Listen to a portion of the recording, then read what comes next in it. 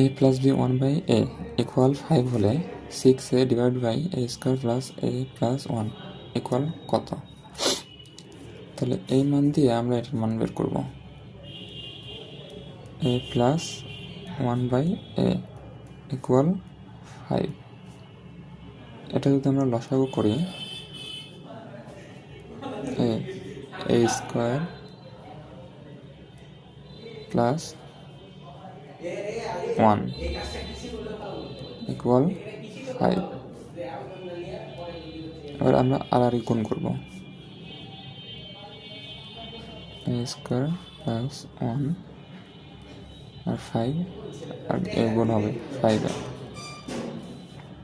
তাহলে a square plus 1 a square plus 1 আছে, একটু সাজিয়ে লিখলে তাহলে আমরা এই মানটা লিখব 6a, একটু সাজিয়ে লিখব a square plus 1 plus a।